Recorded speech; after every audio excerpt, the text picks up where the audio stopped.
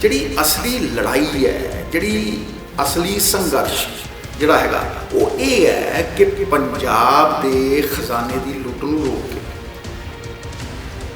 ਨਿੱਜੀ ਜੇਬਾਂ 'ਚੋਂ ਪੈਸਾ, ਚੰਦ ਨਿੱਜੀ ਜੇਬਾਂ 'ਚੋਂ, ਮਾਫੀਏ ਦੀ ਜੇਬ 'ਚੋਂ ਪੈਸਾ ਕੱਢ ਕੇ ਪੰਜਾਬ ਦੇ ਖਜ਼ਾਨੇ 'ਚ, ਇਹ ਸਭ ਤੋਂ ਵੱਡਾ ਸੰਘਰਸ਼ ਹੈ। ਤੁਹਾਡੇ ਪੰਜਾਬ ਮਾਡਲ 'ਚ ਵੀ ਝਲਕ ਦਿਖਦੀ ਹੈ ਬਿਲਕੁਲ, ਪਰ ਅਸਲ ਹੱਲ ਹੈ ਕੀ? ਹੱਲ ਕੀ ਹੈ? ਦੇਖੋ, ਪੰਜਾਬ ਮਾਡਲ ਇਹ ਨਹੀਂ ਕਹਿੰਦਾ ਵੀ ਖਜ਼ਾਨਾ ਖਾਲੀ, ਪੰਜਾਬ ਮਾਡਲ ਇਹ ਕਹਿੰਦਾ ਵੀ ਖਜ਼ਾਨਾ ਭਰਨਾ। ਇਹ ਕੋਈ ਆਤਮ ਨਿਰਭਰ ਸੂਬਾ ਨਹੀਂ ਰਹਿ ਗਿਆ। ਵੇਖੋ, ਸੌਫਟ ਲੋਨਸ ਨੇ, ਬਿਲਡਿੰਗਾਂ ਮਿਊਨਸਿਪਲ ਕਮੇਟੀ ਦੀਆਂ ਹੋਣ ਸੌਫਟ, ਉਹਨਾਂ ਨੂੰ ਪੂਰਾ ਗਿਰਵੀ ਧਰਿਆ ਹੋਇਆ, ਪੰਜਾਬ ਹੀ ਗਿਰਵੀ ਧਰਿਆ ਹੋਇਆ। ਪਿਛਲੀਆਂ ਸਰਕਾਰਾਂ ਨੇ ਪੰਜਾਬ ਗਿਰਵੀ ਧਰਤਾ ਮਹਾਰਾਜ। ਅੱਛਾ, ਪੰਜਾਬ ਦੇ ਲੋਕ ਸੋਚਦੇ ਨੇ ਵੀ ਅਸੀਂ ਵਾਂਝੇ ਹਾਂ ਇਸ ਕਰਜ਼ੇ ਤੋਂ। ਇਹ ਕਰਜ਼ਾ ਤਾਂ ਮਤਲਬ ਸਟੇਟ ਦੇ ਉੱਤੇ ਹੈ, ਇਸ ਕਰਕੇ ਅਸੀਂ ਵਾਂਝੇ ਹਾਂ, ਸਾਨੂੰ ਇਹਦੀ ਕੋਈ ਫਿਕਰ ਨਹੀਂ। ਗਲਤ ਹੈ, ਕਿਉਂਕਿ ਉਹ ਪੰਜਾਬ ਦੇ ਲੋਕਾਂ ਤੋਂ ਹੀ ਵਸੂਲਿਆ ਜਾ ਰਿਹਾ। ਪਰ ਪੈਟਰੋਲ ਦੇ ਉੱਤੇ ਇੰਡਾਇਰੈਕਟ ਟੈਕਸ ਕੌਣ ਪੇ ਕਰਦਾ? 35-40 ਰੁਪਏ ਦਾ ਪੈਟਰੋਲ ਹੈ। ਦੁਬਈ ਤੁਸੀਂ ਜਾ ਕੇ ਦੇਖ ਲਓ, ਇੱਥੇ 100 ਹੈ। ਸਾਡੇ ਡੀਜ਼ਲ ਵੀ 100 ਦੇ ਨੇੜੇ ਹੈ। ਮਹਾਰਾਜ 9 ਰੁਪਏ ਦਾ ਸੀਗਾ 92 ਚ, 5 ਰੁਪਏ ਦਾ।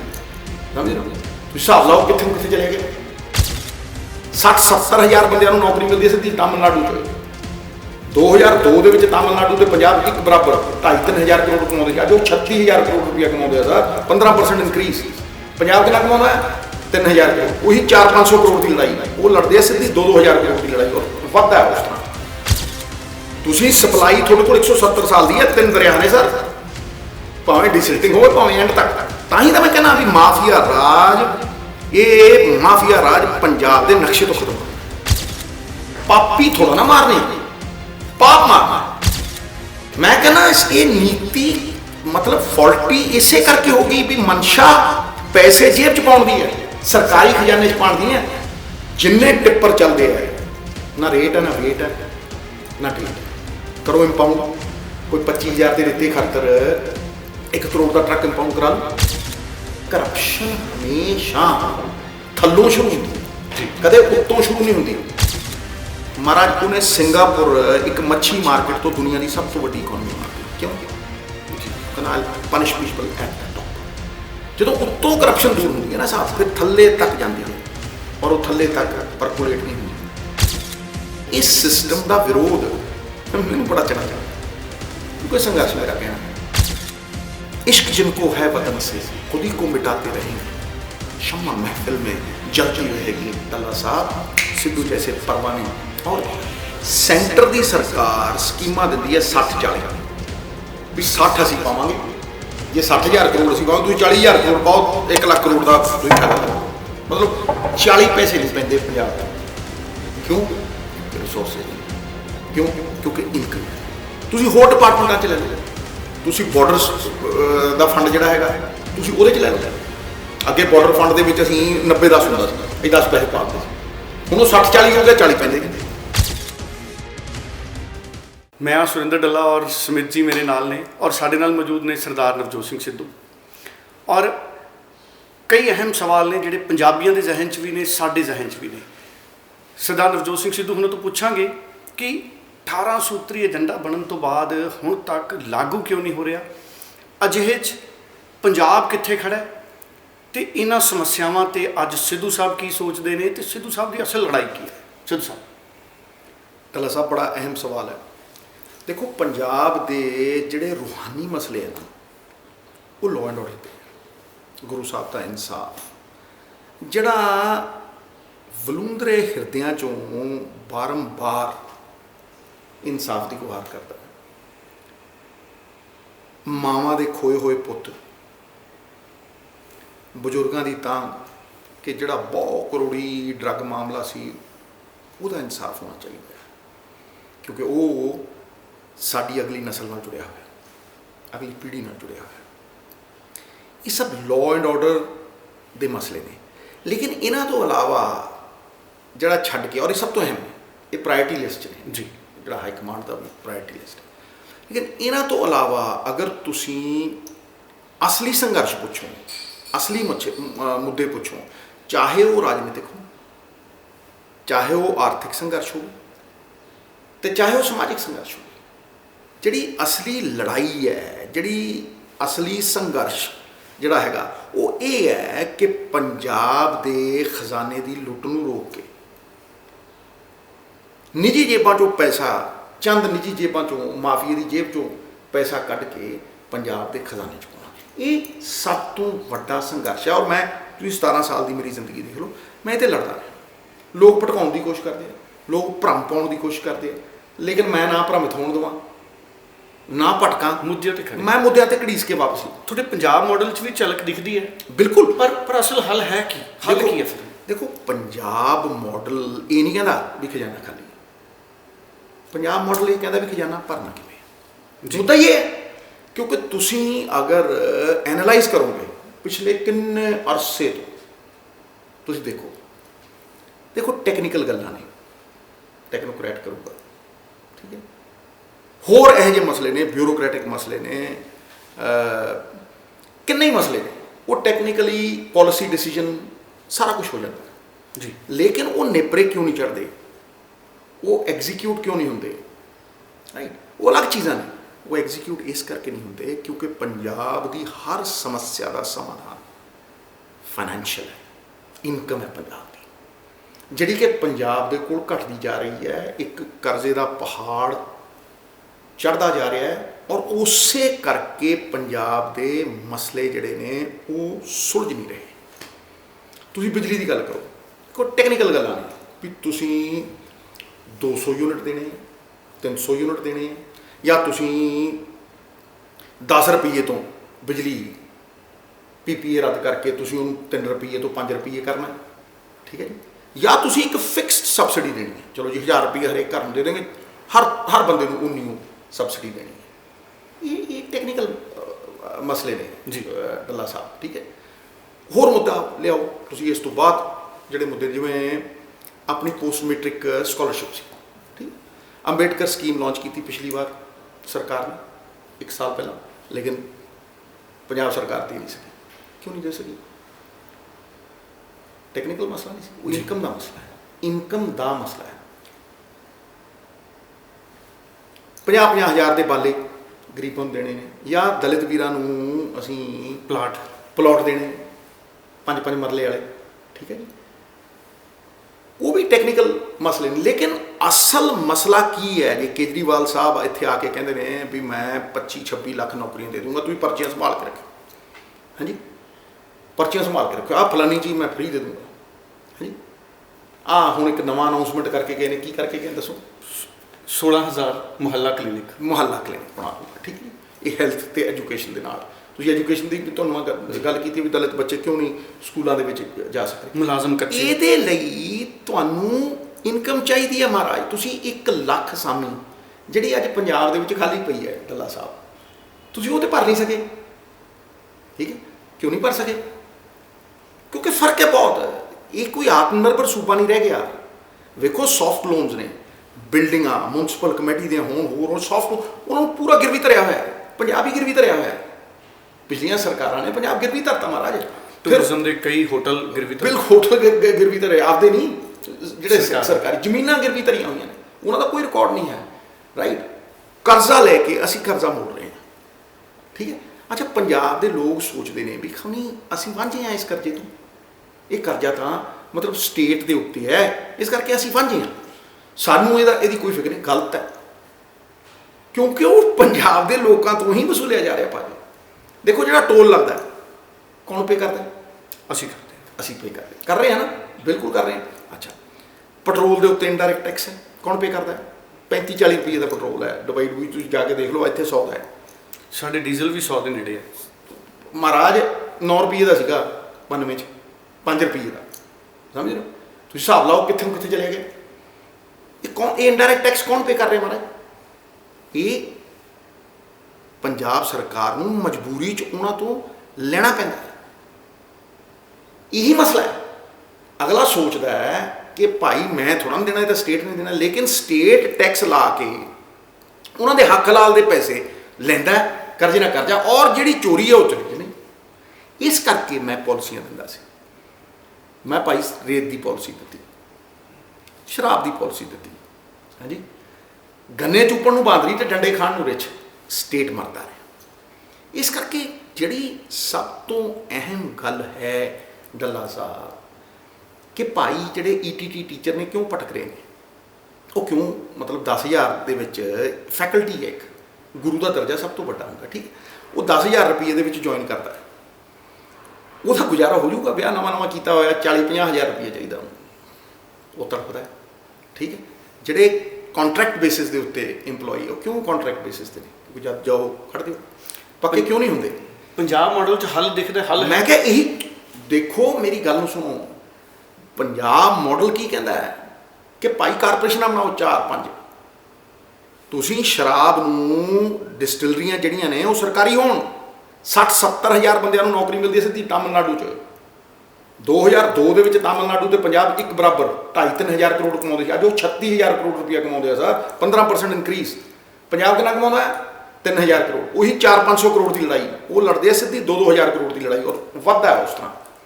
ਮੇਰੀ ਗੱਲ ਨੂੰ ਸਮਝੋ, ਇਹ ਕਿਉਂ ਨਹੀਂ ਹੋ ਸਕਦਾ ਜੀ ਇੱਥੇ? ਲਾਇਸੈਂਸਾਂ 'ਚੋਂ ਨਿਕਲਦਾ, ਹੋਰ ਵੈਟ ਕਿਉਂ ਲੱਗ ਸਕਦਾ ਜੀ ਇੱਥੇ?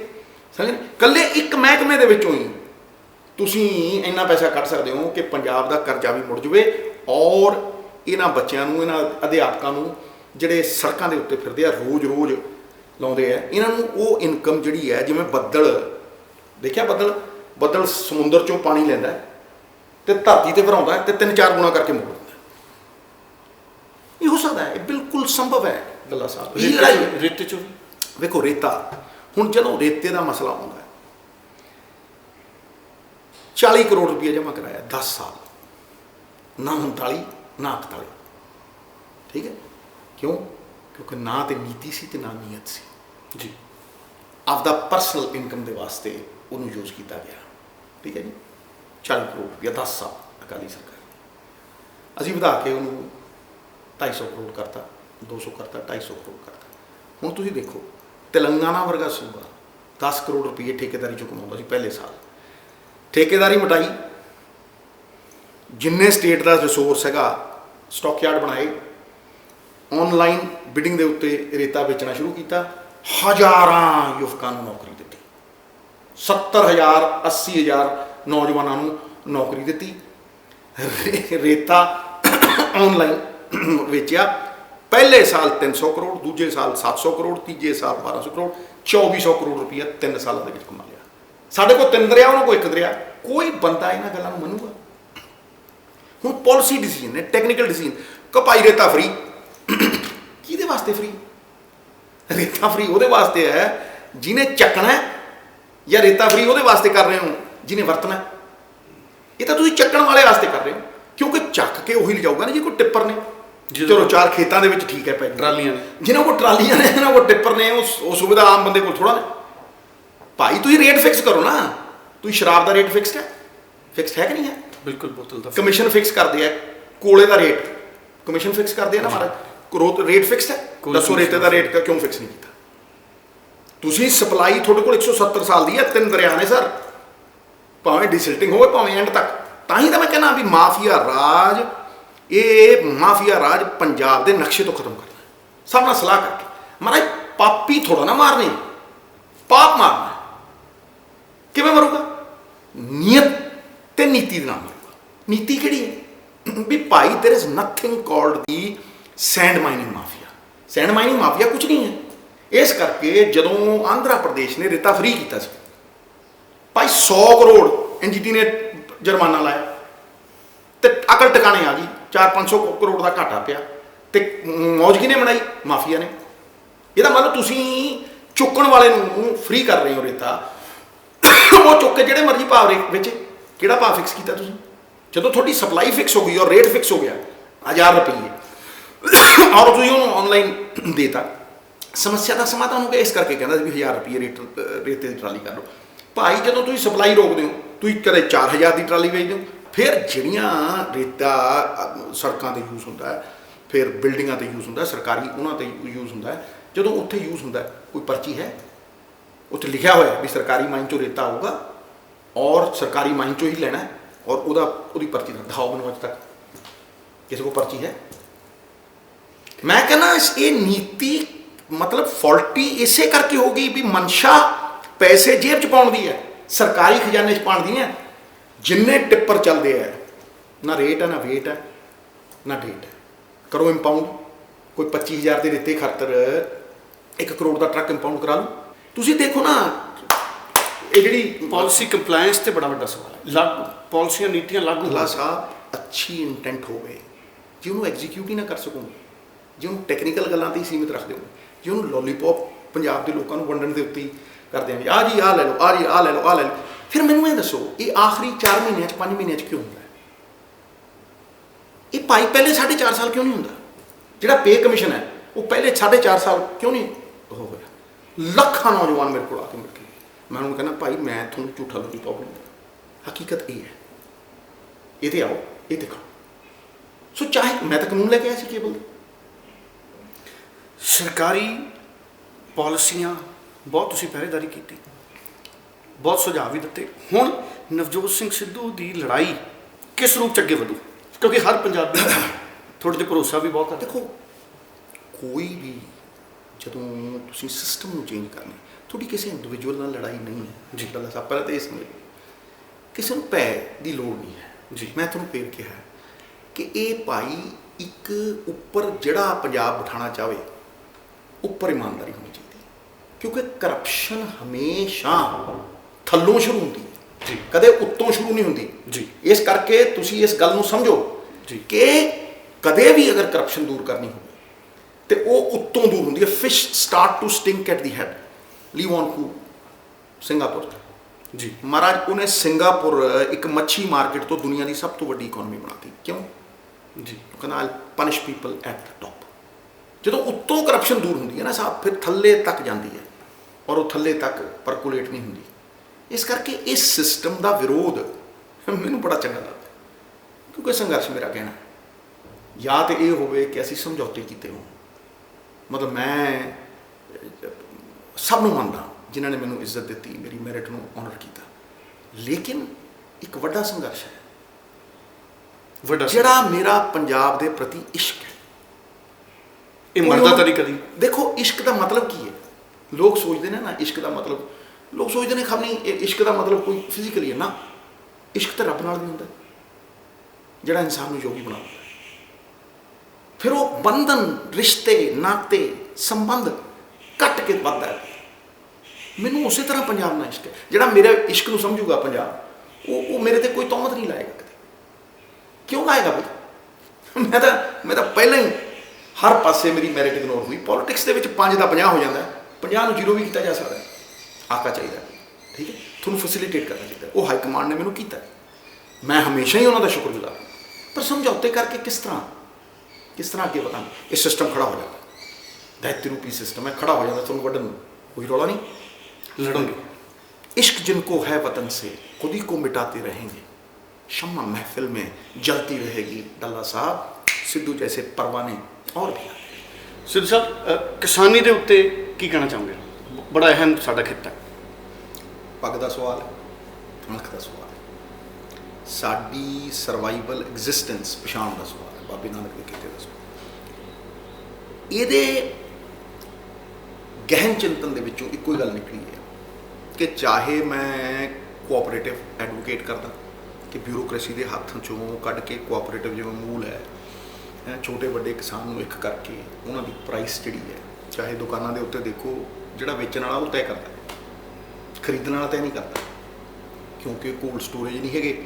ਇਸ ਕਰਕੇ ਉਹ ਖਰੀਦਣ ਵਾਲਾ ਉਹਨਾਂ ਨੂੰ ਐਕਸਪਲੋਇਟ ਕਰਦਾ। ਸੋ ਕੋਲਡ ਸਟੋਰੇਜ ਹੋਣ, ਚਾਹੇ ਮਾਰਕੀਟਿੰਗ ਦੀ ਗੱਲ ਹੋਵੇ, ਚਾਹੇ ਪ੍ਰੋਡਕਸ਼ਨ ਦੀ ਗੱਲ,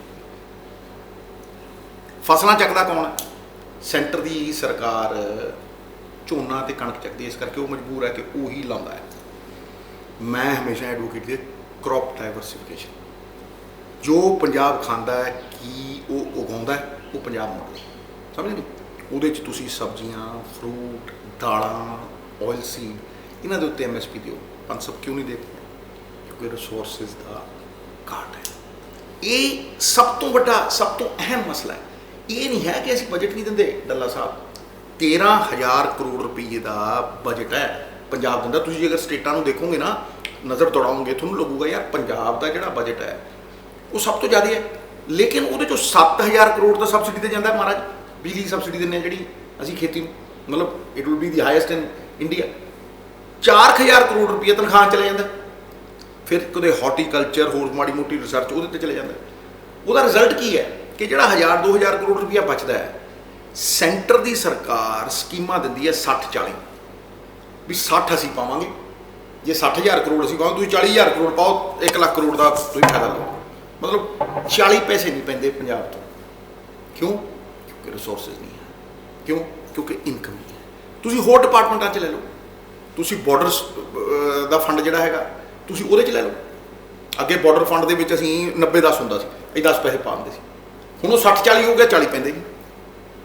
ਇਹ ਹੋਰ ਡਿਪਾਰਟਮੈਂਟ ਵੀ, ਲੋਕਲ ਸੈਲਫ ਗਵਰਨਮੈਂਟ ਦੇਖ ਲਓ, ਹੋਰ ਦੇਖ ਲਓ। ਮਤਲਬ ਜੇ ਮੈਂ ਉਸ ਇਨਕਮ ਦੀ ਗੱਲ ਕਰਦਾ ਜਿਹੜੀ 25,000 ਕਰੋੜ ਰੁਪਏ ਸਟੇਟ ਕੋਲ ਆਊਗੀ, ਮਹਾਰਾਜ ਐਡਾ ਕਿਹੜਾ ਬੇਭਾਗਾ ਬੰਦਾ ਹੋਊਗਾ ਜਿਹੜਾ 25,000 ਕਰੋੜ ਦੇ 50,000 ਕਰੋੜ ਨਾ ਕਰੇ, ਜਿਹੜਾ ਕਰਜ਼ੇ ਲੈ ਕੇ ਕਰਜ਼ੇ ਮੋੜੇ। MSP ਆਓ, ਬਿਲਕੁਲ ਆਓ ਨਾ। MSP ਕਿਉਂ ਨਹੀਂ ਆਊਗੀ? MSP ਦੇਖੋ, MSP ਜਿਹੜੀਆਂ ਦੂਜੀਆਂ 23 ਫਸਲਾਂ ਦੇ ਉੱਤੇ ਮੰਗਦੇ ਆ, ਉਹਨਾਂ 'ਚੋਂ ਕਿਹੜੀਆਂ ਚੀਜ਼ਾਂ? ਦਾਲਾਂ ਅਸੀਂ ਇੰਪੋਰਟ ਕਰਦੇ ਹਾਂ, ਉਹ ਪੈਸੇ ਅੱਡ ਰੱਖ ਲਓ, ਦਿਓ।